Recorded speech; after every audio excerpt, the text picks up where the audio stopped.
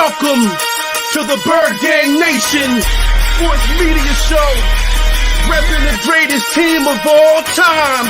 Let's go!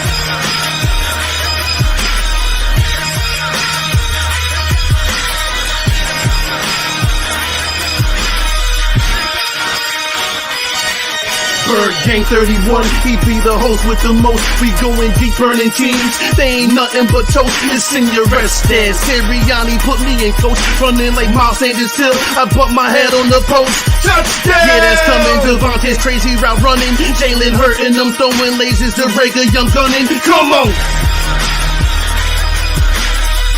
On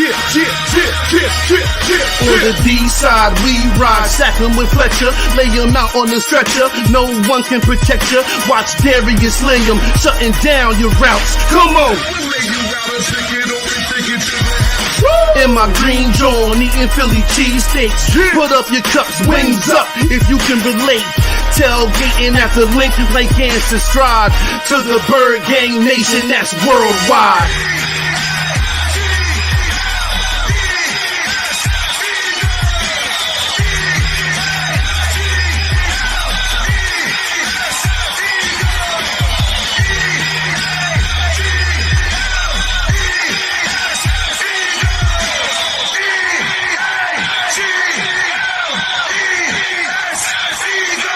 On Sundays, catch the pre and post game. Mondays is Birds on Broad Street with Philly Notion and Cool Cat, the man in motion. And Wednesdays, the midweek special got you open with JC from Eagles Talk. Hitting like B-Dog, baby.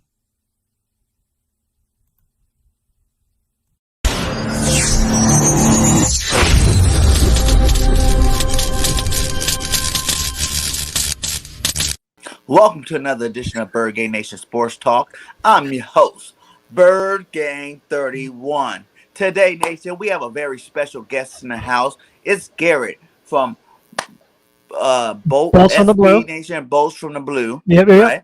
Mm-hmm. How you doing today, my guy? Good, How man. Are you messing up? Oh, that's all right. It's a wacky name. Nobody really knows what it means. I mean, very few people do. But thanks, man. I appreciate you having me. And that intro was fire. Nice. Thank you. Yeah.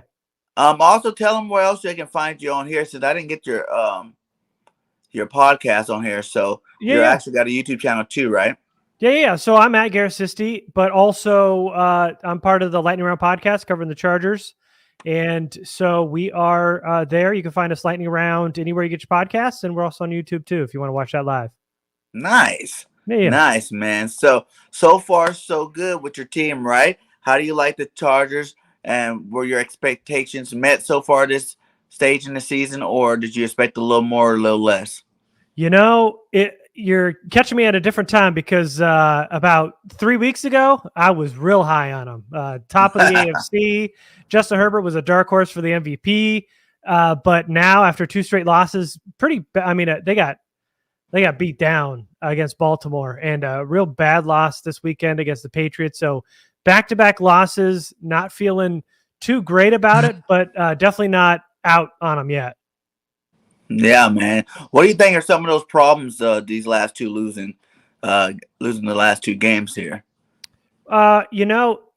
Justin Herbert's just getting pressured a lot. They both the right guard and the right tackle went down.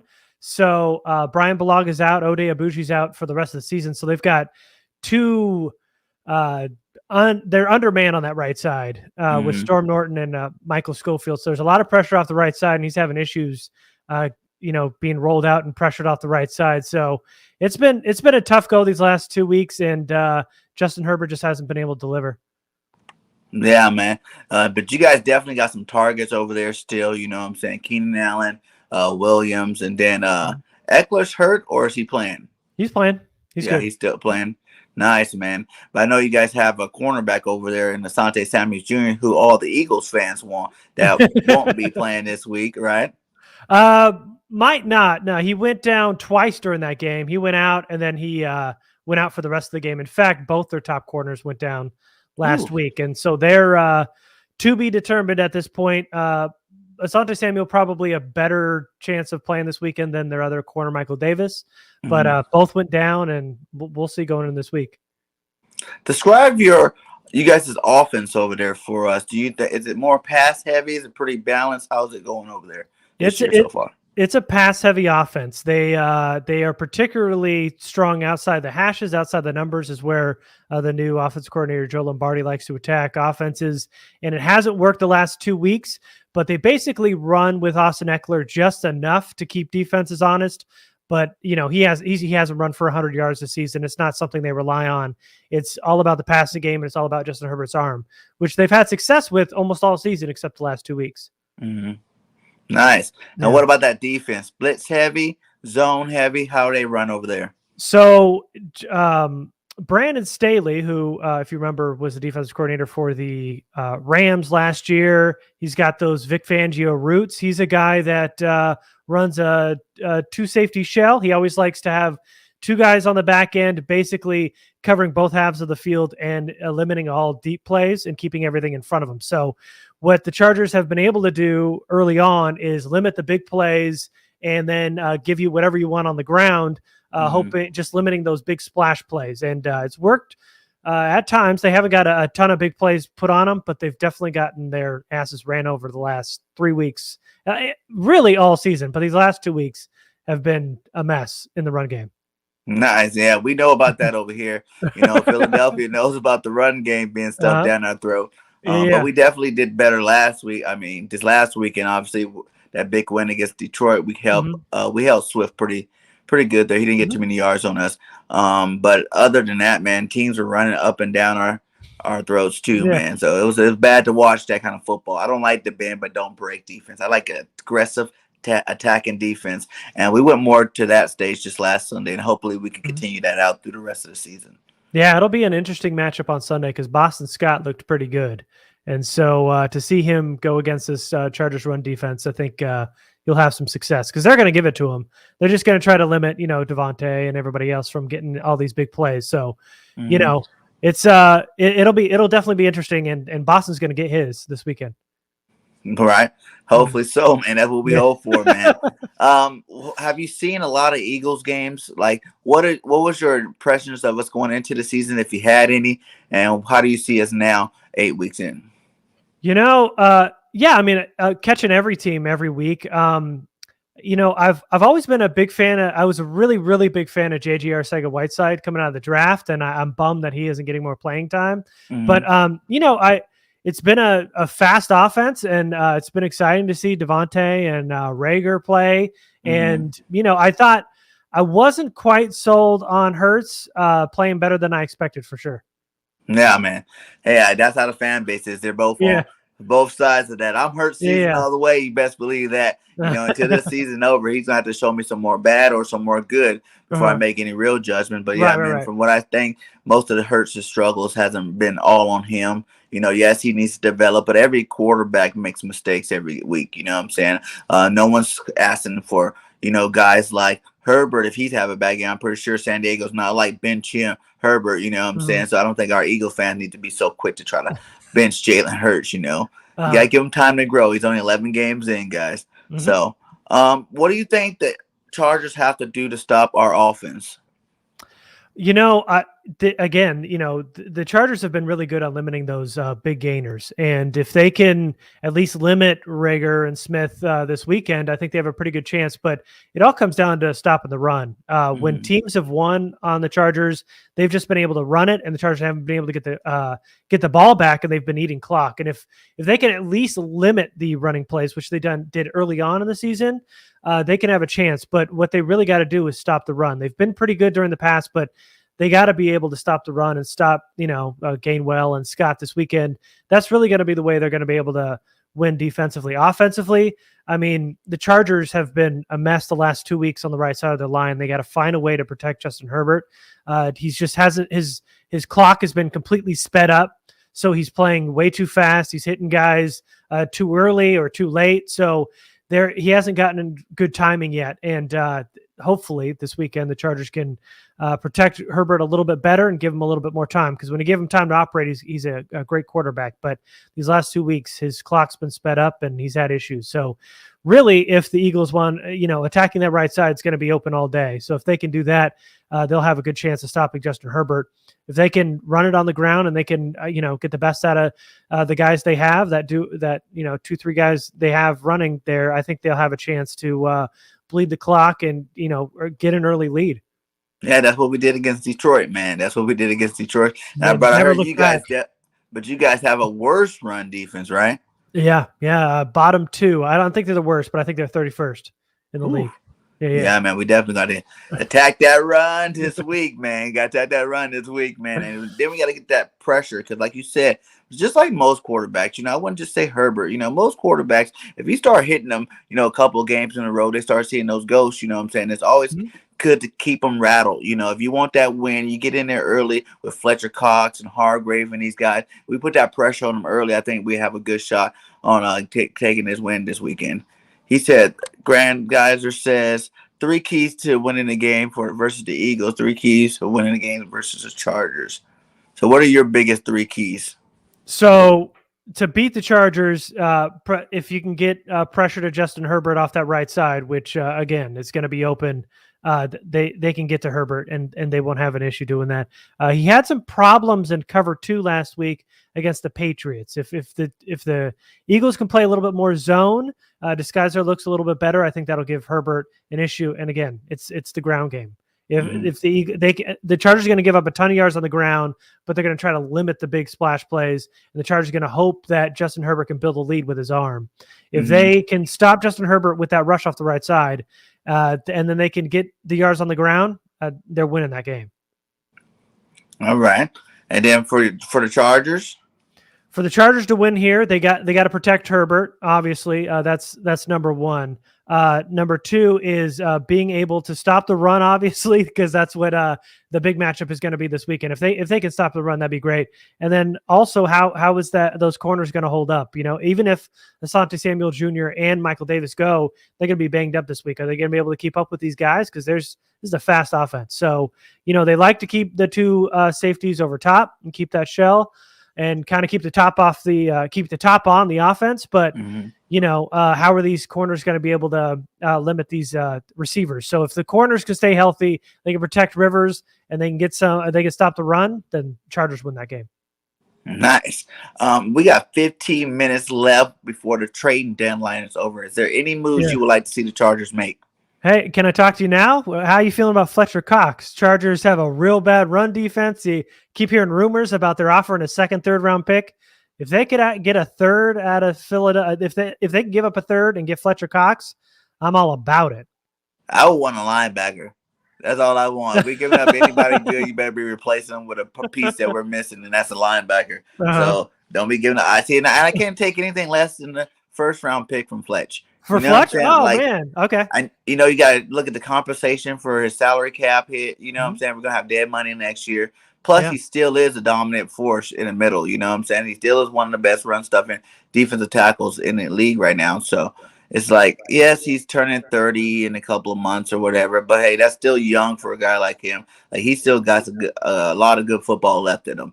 So I at least want a 1st round for Flex. And if you can't give me one, because I've seen worse players get 2nds and 1st for them, you know what I'm saying? Like I've seen the players not Fletcher Cox, get 2nd and 3rd round picks. So I definitely want to get a 1st round for him. It's value. It's value for him. I'm seeing Twitter saying 2nd and 3rd. I understand what you're saying, get a 1st out of them. But the Chargers, if hopefully I would really like for them to make a trade, because this is the one time in the Chargers history in the last decade or so that they can make a chance at winning this division. The Chiefs are really playing bad right now. And if they want to take that step forward, what they really got to do is shore up that run game. If they can get one more guy to shore up that the interior of that defensive line and stop the run, they could make a run at the playoffs here and probably win the division. They're probably a player or 2 away. So making of course, I love Fletcher Cox, a guy like Akeem Hicks, maybe with the Bears, some kind of run stuffing defensive tackle. That's the way to go. So I would love for the Chargers to make that move. They need help at the right side of their offensive line too, if there's a right tackle available. But there's Andre Dillard, baby. Give us a 2nd or 3rd for Andre Dillard. You can have him all day. We got a starting caliber tackle over there for you. Talk to me about Dillard, because I liked him come out of the draft. What's going on with him and why isn't he starting? I just think the old regime kind of messed with his confidence. You know what I'm saying? Like, he's not as confident he needs to be. He needs that more of that dog in him. But like I said, I've been dogging him all the way up to this year. And when we had to use him this year, he actually played pretty well. You know what I'm saying? Like, he showed everybody that he can be, a starting tackle in the league. It just, we got Mailata now. You know what I'm saying? We've been working on him for like 5 years now. He's finally ready to step into that left tackle role and, be good at it. Diller had a shot, to win the position. He lost it. So it's just one of them things where he can't really play any side but the left. So it's like one of them things, like, you need a left tackle for sure if you want Andre Dillard on your team. Don't expect him to go play right tackle. Don't expect him to play no guard. He only playing left tackle, and that'd be all. Yeah. That's what I was kind of getting at. I think he's more of a left tackle. I didn't really think that he could go to the right side. And the Chargers just drafted Rashaan Slater, who's been an absolute monster. So they don't need help on that left side, but they absolutely need help on the right. So yeah, if there's a right tackle available somewhere, I loved Andre Dillard coming out of college. But yeah, it's all about stopping the run for the Chargers now at the trade deadline. Yeah. My boy said we'll take Murray, the linebacker, for Cox. That's a good deal. That's what I'm talking about. Give me some quality. Give me some quality. Now, the coaching staff wouldn't do that. Now, you could tempt me if you threw in a pick or two to sweeten the pot a little bit, because he's on his second year. Murray is. Cox reaching 30. You sweeten the pot with a third, fourth round pick. I think I could do that. Chargers have two linebackers that jumped Kenneth Murray on the depth chart this year. So, I see where you're going with that for sure. Well, he's not even starting. No, he's injured right now. But before the injury, he wasn't starting. No, it was Kaiser White and Drew Tranquil who are starting now. Oh, I don't even want that trade. Rock, what are you talking about?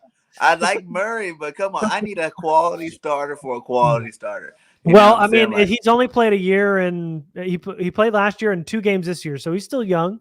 He still could have it. No, he can come, but we wouldn't give you Cox for it. We can give you a guy like Barnett. Oh, man.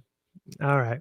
Hey, that's a Super Bowl quality defensive end there. He made the big hit on Tom Brady there in the Super Bowl game. You know what I'm saying?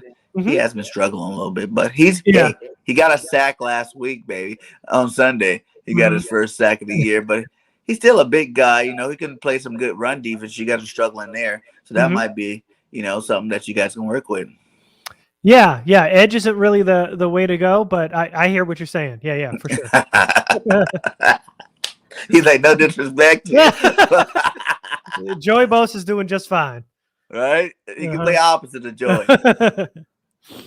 How do you take in Bosa's season? Is he having a good season over there? Like, how many sacks has Bosa got this year?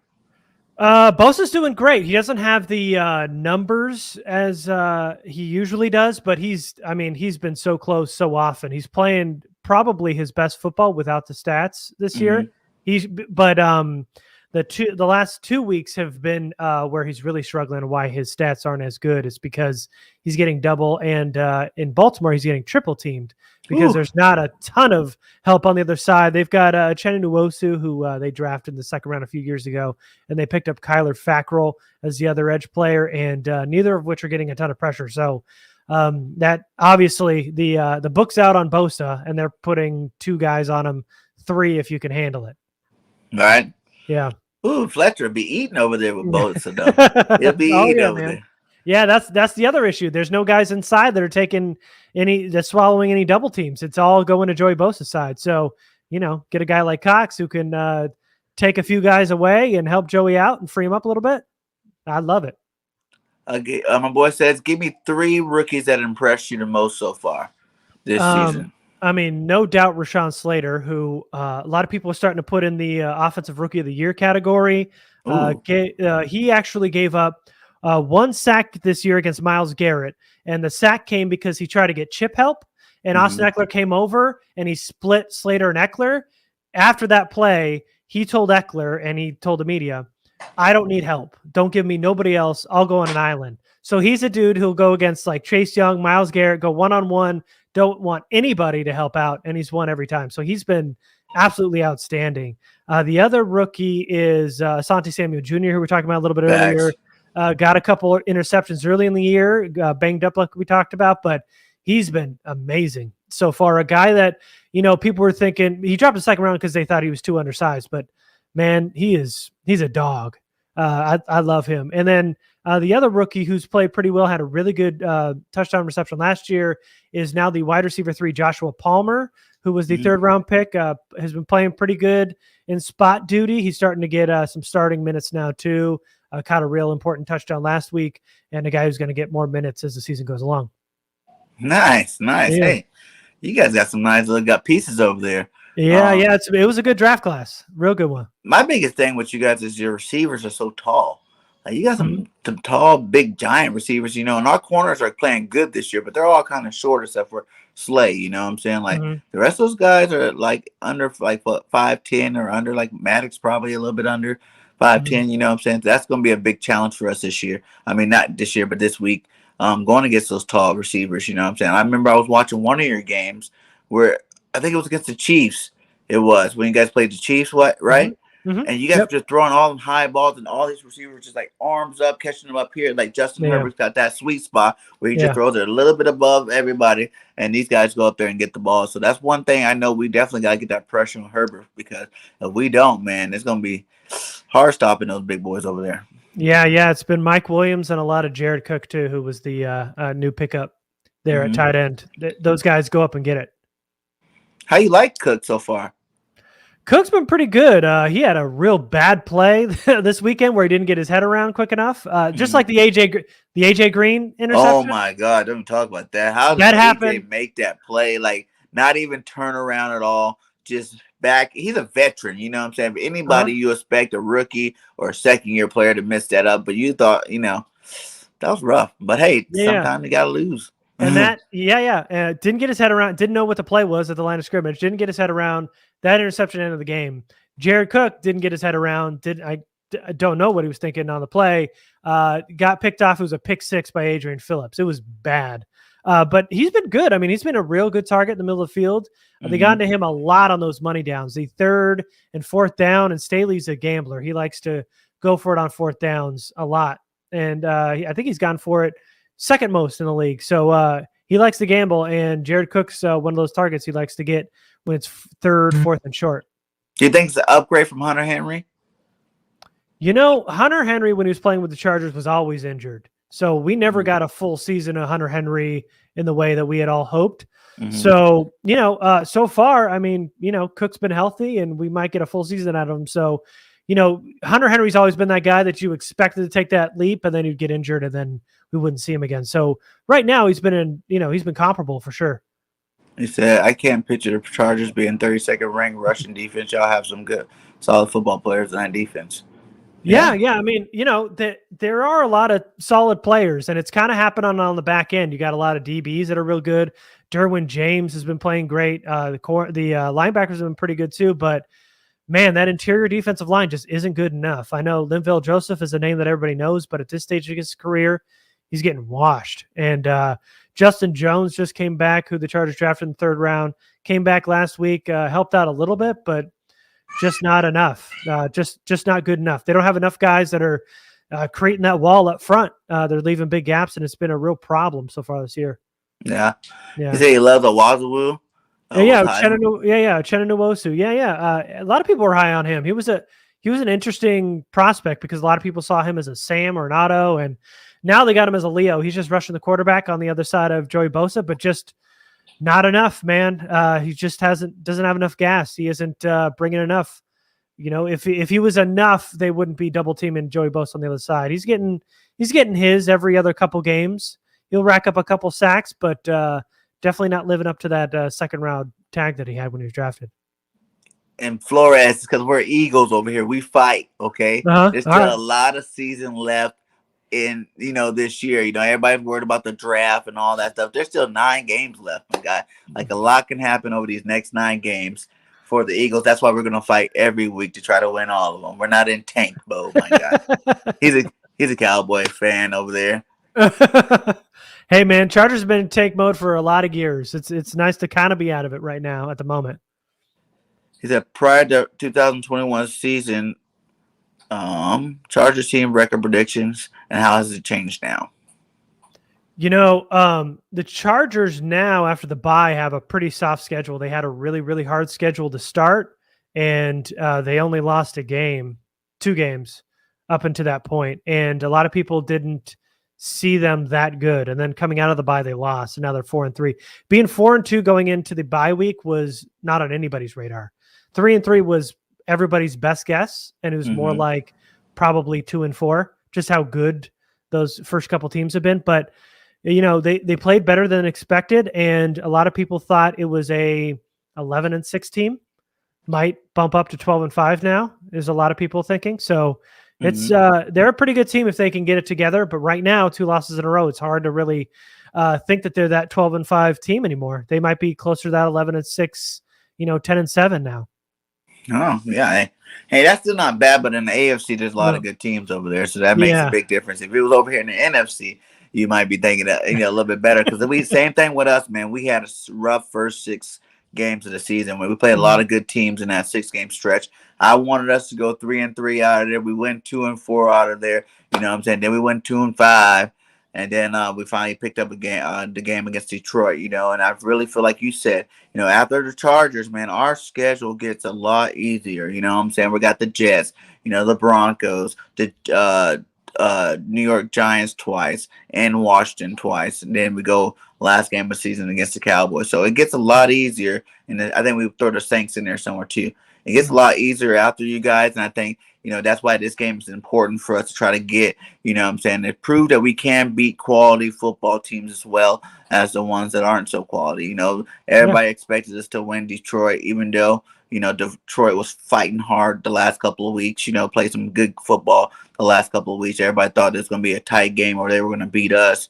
But we came out and beat that game. And then the Atlanta game, you can't really get too much love for the Atlanta game. And then Carolina, you see what's going on over there, where they're struggling too as well. So I need a quality win from our team, this week. And if we can pull that one off, that would be good for us going into this, like you said, soft schedule after you guys. Soft schedule. Yeah, people thought that game against Detroit would be soft. Nobody thought you put up a 40 burger on them. That was right. Man, that was good. All right. They took all their gas trying to beat Stafford. God, they gave it their whole effort trying to beat Stafford. Never didn't do it. So it's like, hey, wasted energy, I guess. But hey, I like Detroit, man. Good luck to them. Hopefully they can win a game this week. Yep. So who do you think has the better quarterback? We both got 2 young quarterbacks, Jalen Hurts and Herbert. Herbert's a better passer, obviously, right off the jump. You know what I'm saying? But do you think they're comparable in terms of the quality of quarterback that they are, or do you think Herbert's light years ahead? I think Herbert's light years ahead. And just to that question there about Jerry Tillery, yeah, man, I thought it was a huge reach in the first round too. I didn't like that pick, and he has been super soft this year. He's they thought he was going to play an end. He's just too light to play interior, and he's getting run over. So yeah, it was definitely a reach. I agree with you there. But yeah, I mean, Herbert has been one of those players that nobody expected to be as good as he was coming out of college. At Oregon, he was just an above average player, above average athlete with a ton of arm strength. But little did we know that the play calling wasn't as good, and the talent around him did not help him. And that really, really hurt him in his college career. And so moving on, Justin Herbert is just one of those players that could easily be, up in that upper echelon, top tier type of quarterback. He was early on, he was a MVP candidate. He was just incredible early on in the year. And at the end of last year, he's starting to turn it on. And with this, learning this new offense, it's starting to click a little bit better. And Mike Williams has a whole new role in this offense as a X receiver, that big X. And so, there's just, the sky's the limit with this kid. And a lot of people think he could be Mahomes-esque, in a year or two. And I think, that ceiling is just so high for a guy like Herbert, even though he struggled the last 2 weeks. And while, I think Hurts could be a pretty good quarterback, he's seemed like to me early on was a lot of a run first quarterback. And he's much better athlete than Justin Herbert was. And I think he relied on that a little bit too much, in my opinion. But now, being able to throw it a little bit more, and it's kind of a different type of skill set. But Herbert, I think, is a guy that's got, I think, and Jalen Hurts has a pretty big ceiling if he can put it all together. But I just think Herbert's ceiling is a lot higher. Fair, that's fair. I definitely, like I said, I just throw the questions out. Yeah, no, I hear you. Yeah. No, I think, you see, Hurts definitely has a ceiling. I mean, we see when he's good, he's been He's real pretty good. good. Yeah. And it's because that dual threat ability. I feel like they were trying to force him to throw the ball too much. You know what I'm saying? When you get Jalen Hurts is not a quarterback.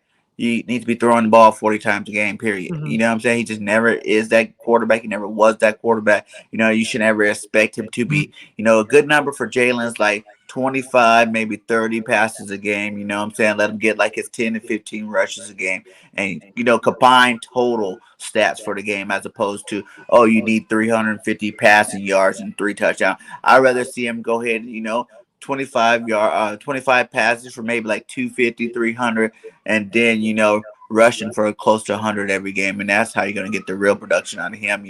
Some of them dual threat quarterbacks, you can't change their mechanics and try to make them a pure pocket passer because it's just not what they are. You know what I'm saying? And when they're playing positions where they're not comfortable, like running the RPO 100 times a game is not going to make him more comfortable passing the ball 40, 50 times a game. You know what I'm saying? Yeah, I hear you. He said, how instrumental was Lynn and Pep Hamilton in developing Justin Herbert in his rookie year? And do you think the Chargers should have kept them but fired the defensive coaching? Good question. You really been following the Chargers. Yeah. So he knows every team. Yeah. So Anthony Lynn wasn't as instrumental in Justin Herbert's growth as Pep Hamilton was. Pep Hamilton, the QB coach, really helped him along and kind of helped grow Justin Herbert, which Anthony Lynn, it was a very run first, run heavy coach, and he instilled that in his offensive philosophy, which Ken Wisenhunt went along with. But Pep Hamilton was really, really, really instrumental in his development early on. We all had talked about how they should have kept Pep Hamilton, but with the new head coach and Brandon Staley, he brought a whole new, fresh staff in there. So he had his own guy, and then now with Staley and with Lombardi, they've helped Herbert grow even more. So yes, Pep has been great in his development early on as a rookie, but Lombardi has helped him grow, and Staley's a guy that's just kind of helped him ascend with his philosophy, and a guy that has trusted Justin Herbert.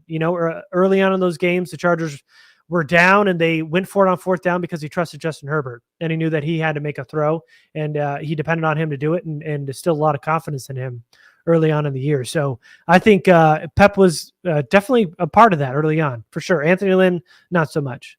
And what's your take on our two coaches that came from San Diego, Steichen and Nick Sirianni?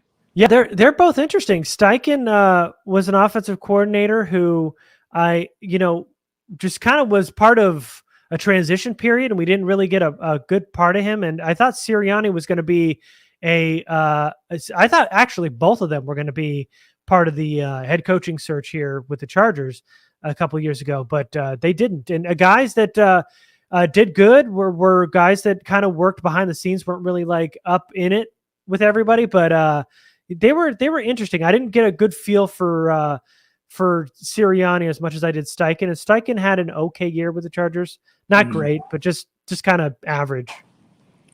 It was interesting. Would you have been mad if either one of them would have got the head coaching spot? I would have. Yes, I would have. Yes, I would have. They were down to Brian Dable, who's the Bills offensive coordinator, who I absolutely loved, and then they were down to Brandon Staley, who I thought was just a defensive guru, and I was just a huge fan of those two. So if they would have kind of put those guys in, that would have been an issue for me, for sure. Just because they had so much better candidates. Yeah, and those guys definitely are first year coaches. So yeah, that makes sense. That makes sense. So what do you think about this game? Do you think it's going to be a high scoring game? Do you think it's going to be a low scoring game? What's your take on it? I think it's probably going to be a low scoring game. I think it's going to be it's going to be kind of that Eagles trying to wear down the clock and run the ball a lot, because that's what teams have been able to do, and with success. The Chargers had a absolute gunslinger blowout and a foot race against the Browns, where they all put up 30 plus, and Chargers ended up winning. And then ever since, they've just been on a letdown. And so they didn't score a lot against Baltimore, and they didn't score enough against the New England defense. So I think this is kind of a low scoring affair. It's going to be probably in the low 20s, but yeah, I don't see this being a big shootout either way. He said, my two closest cousins are Charger fans. One of them been fans since the 60s, the other since 2010. A good friend who has been a fan since the 70s, they call themselves the Lightning League. Nice. Nice. Yeah. Look at him. Lightning Always League. have such interesting notes. Man, I love that guy. That's a fun. And every team, too. It's just like every team I have on, you know what I'm saying? Somebody. He knows their whole history. You know what I'm saying? Like, he's a football guru here. Yeah, that's great. So, would you trade us Darwin for Fletcher Cox? Derwin James? No. Bosa. No. Those two are untouchable. Derwin James has been a chess piece for this defense. He's played safety on the back end, linebacker. He's been an edge rusher. They put him near the line of scrimmage as a blitzer. I mean, this guy. What we need a guy like that, though. Yeah. Of course, every team does. Yeah. And the Chargers got him. So no. Joey Bosa, Derwin James, untouchable on that defense. What is the best player you would give us for Fletch? For Fletch, Kenneth Murray. You guys wanted Kenneth Murray. You just said the man wasn't going to start. I want to start quality. Hey, how about this? How about Mike Williams? Need a third wide receiver? The only reason I say that is he's a free agent next year, and he's got a $15 million tag right now. Ooh. Probably won't re-sign him in the offseason. I'm just thinking something for nothing. But if you're talking about name recognition, Mike Williams. Eckler. I mean, they got nothing. Perfect to go with Miles Sanders. I'm sure he would. Another guy that's probably untouchable. A guy they have nobody behind him. So no, I would say a no on Eckler either. Are you high on like the Boston Scotts of the world, or Jordan Howard's?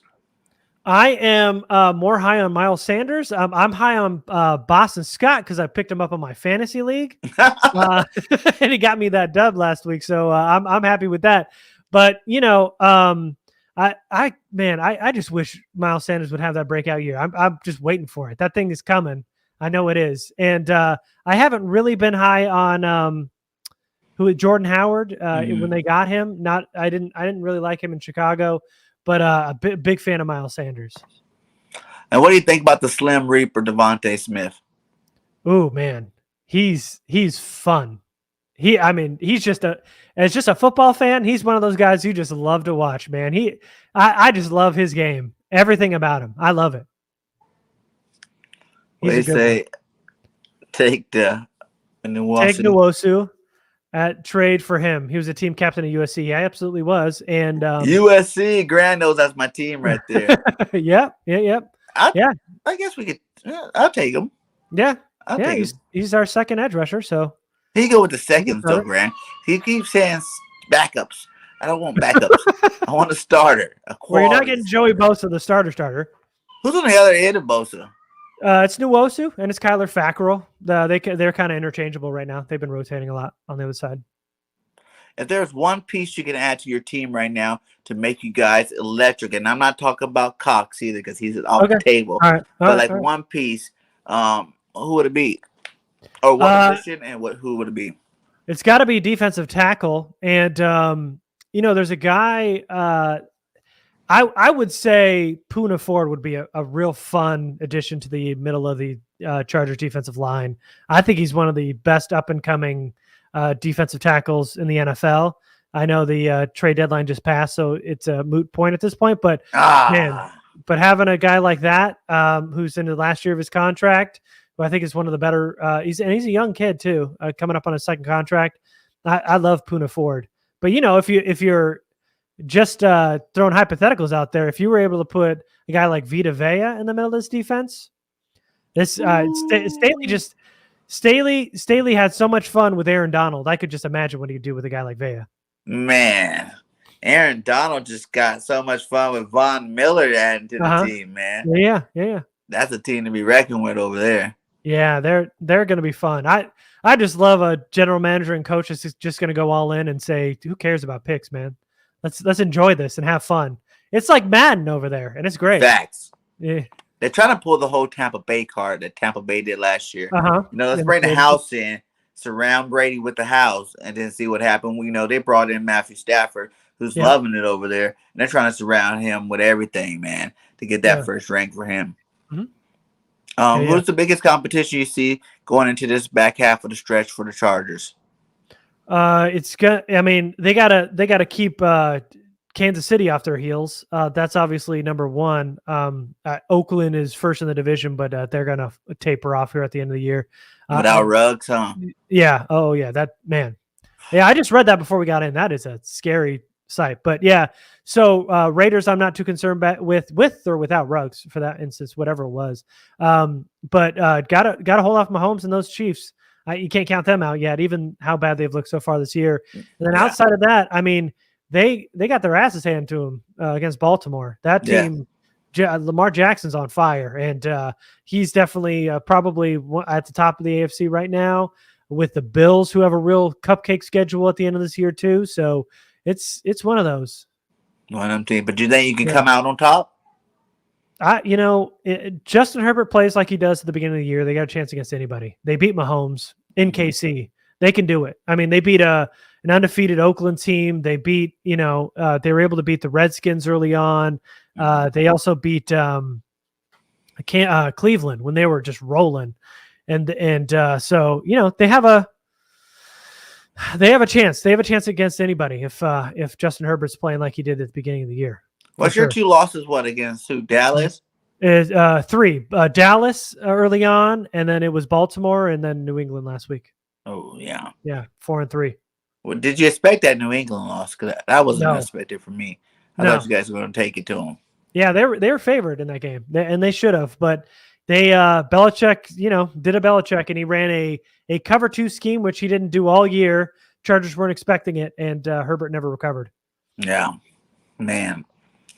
We definitely got to get to Herbert, man. That's my biggest worry.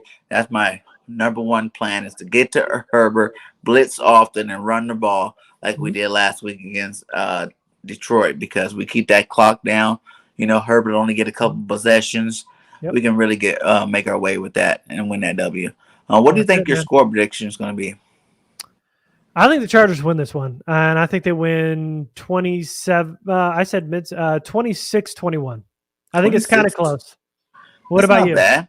I had us winning, obviously. Okay. All right. 31-28. Ooh, okay. Putting up some points then. All right. Yeah.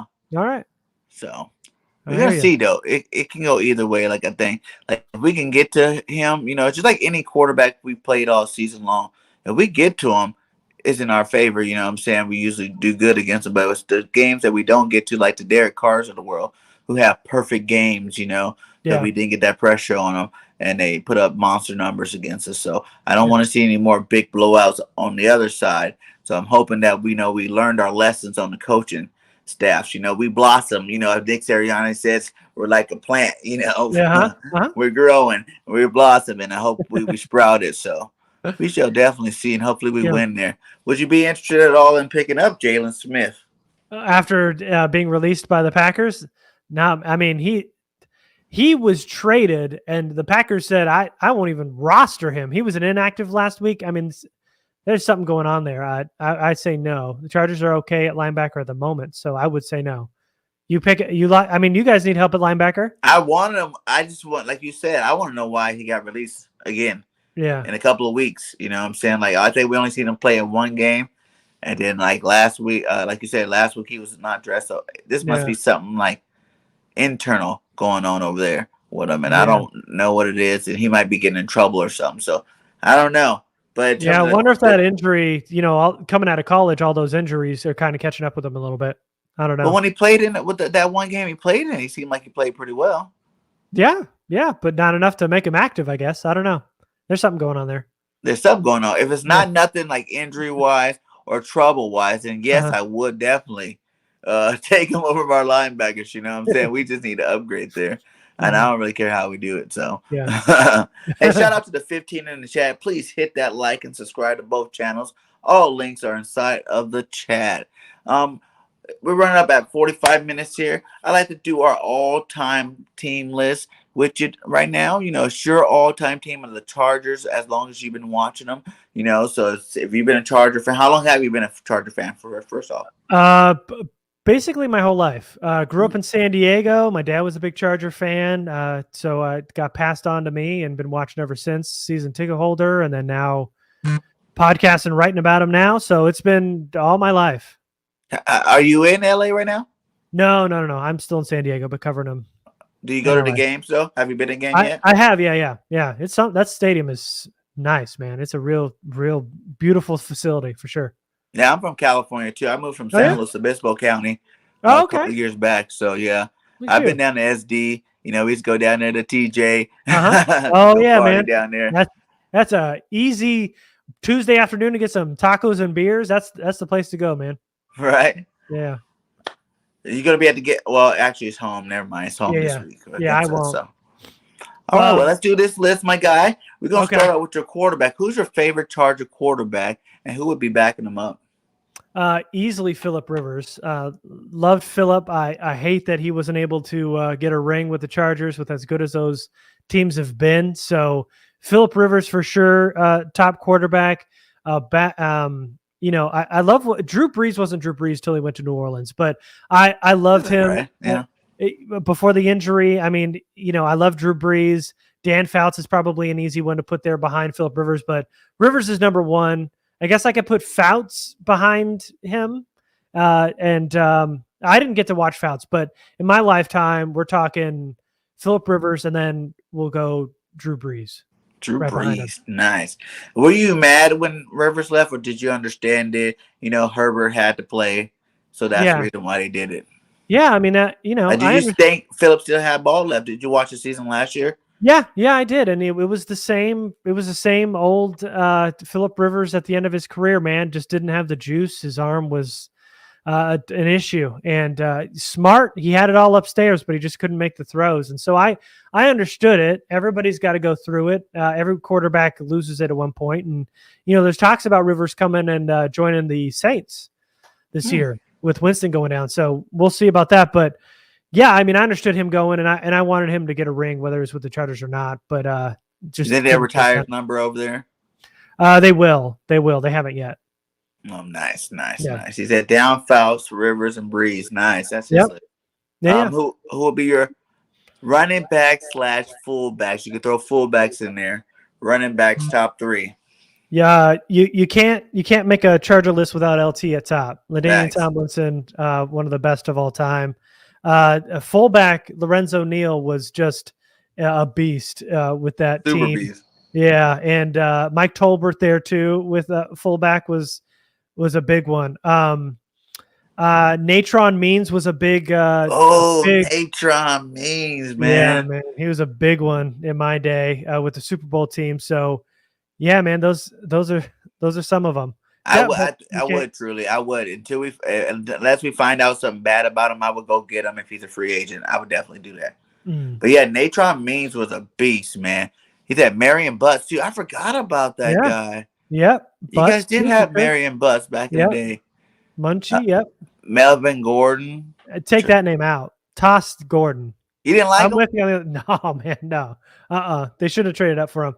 No, LT for sure. Marion Butts, Munchie. I think you got 3 of the 4 in there. I would not put Gordon in that top. Why you don't like list. Gordon? You got to put Means in there before Gordon. Gordon was just he was always just a guy for the Chargers. He was never really I know he got Pro Bowls and everything, and that looked great, but no, he wasn't. Yeah. He always shrunk when it was important, and he put the ball on the ground way too often. Yeah, that's true. Yeah, Mike Tolbert, he was a bad man. Yeah, he was. Tolbert was beast. Let's go with 2 tight ends. I already know. Oh, I bet you I probably even know both of your tight ends. All right. Give it to me. We're gonna see. Well, you gotta put Gates there, right? Obviously, yep. Gates is one of the best tight ends in the league ever, in league history. Yep. And then probably Kellen Winslow. There you go. That's the top 2. Yeah. Yep. Those are the guys. You nailed it. Yeah. I mean, Gates in talks of being the GOAT. Maybe him and Tony Gonzalez. They talk about those 2 in tight end history. But yeah, Gates, man, he's easily my favorite. I didn't get to watch Winslow. I'm not old enough, but yeah, he's definitely number 2 in an all-time list. And he said Freddie Jones. Okay, you could throw him in there. Look at man, he knows his history, man. He does. Give me 4 receivers. Whew. So Vincent Jackson, I'd throw in there. Bam. Got to put Keenan in there. Keenan Allen, yeah, for sure. Malcolm Floyd was a big time receiver that kind of went under the radar, but was with some of my favorite teams. I loved him there. And so what is that? 3? You need one more? Yep. Whew, man. And the only name that keeps coming to mind is Kasim Osgood was a real good special teams player. Not so much a receiver, but I was going to say Charlie Joyner and Allworth, definitely part of that list. Nice. Yeah. Give me a start offensive line. I would do to me, that 2006 team that could have made a run, didn't make a run. They were 14-2 or whatever. It was Marcus McNeil when he was at his prime, Chris Dealman, Nick Hardwick in the middle, Mike Goff, Shane Olivier. Those 5 were just monsters. Russ Washington's a good one. Ron Mix, Billy Shield. Yeah. But there's just something about that. And I know you could cherry pick a bunch of offensive linemen, but that 2006 line was just amazing. What were you guys' record that year? Wasn't it like 14-2? I think it was 14-2. Yeah. I knew it was like either 13-3 or 14-2 that year. Yeah. That was a good team. What about the defensive line? So edge rushers, we'll start on the edge. Joey Bosa is probably up there. Put Sean Merriman on the other side. Put those 2 next to each other. Ooh, you'll use him as a end as opposed to a linebacker. Well, I mean, we could talk linebacker, but Merriman off the edge, lights out off the edge was just a whole nother player. Yeah, I mean, he was as an outside linebacker, he was just amazing. So Merriman, Bosa on the outside. The interior is Jamal Williams, and they haven't been good since then with a guy like that. So he's inside. So at end, you could. Oh, there's some names. Yeah. I was going to say Luis Castillo. Cesare was a good one. I'm trying to think of another one. Sean Phillips is a real good off the edge too. Phillips, yes. Yeah. Nice. I love those guys. So which 4 are you using? He said. All right. So put Joey Bosa and Merriman off the edges. Then you put Jamal Williams inside, and then throw in Luis Castillo. Nice. Yeah. 3 linebackers. Junior Seau for sure. Right. There's no way you can do it without him. Trying to think some other stand-up linebackers that were real good because they haven't had a ton of great ones in the front. You know who was great for them late in his career? Takeo Spikes was real good for the Chargers. Spikes played some good linebacker for you guys. Yeah, he was good. I'm trying to think of another one. Leslie O'Neal. Yeah, totally. Sean Phillips. Stephen Cooper was a real good one. Seau Cooper. I could go with those 2 for sure. And then maybe throw in a Spikes or somebody at the end. They haven't had a bunch of great stand-up linebackers. Seau obviously being the marquee name, but facts. Cooper, Seau, throw in maybe Spikes there. He was a good one.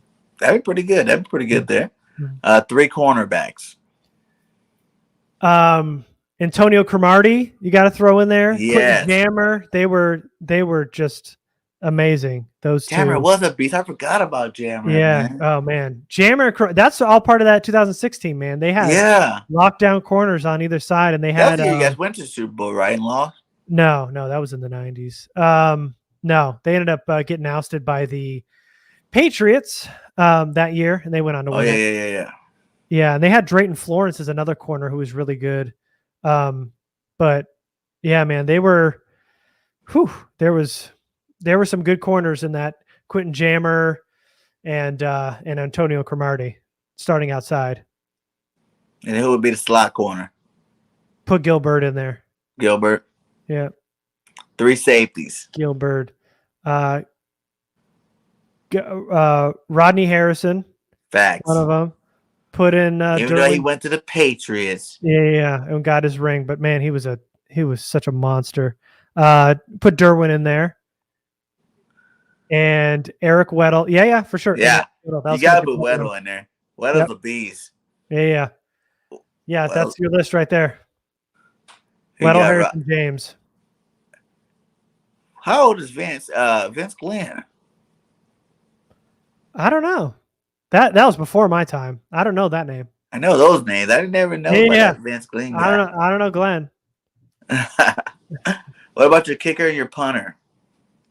Mike Cyphers was one of the best punters for the Chargers. I guess you could say Nate Kading was real good for a real long time. Missed some kicks when they needed it, but John Carney was my favorite.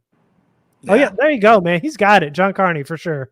Yeah, so John Carney Cyphers, put Carney at kicker and Cyphers at punter. Who would be your special teams return man? Darren Sproles. Darren Sproles. Ain't no doubt about it. In his prime. You know all about him. Right? You know we definitely know about Sproles over here in Philadelphia. Yeah. I forget. He was on 3 different teams. Good. He played with the Saints, Chargers. He started with the Chargers, then went to the Saints, then came to us. Yeah. Yeah. And he was great with everybody. Everybody. Darren was just one of them football players, man. You just get the ball in his hand, he's going to do his thing. Yep. Yeah. He was the man. Who would be your defensive coordinator? It would be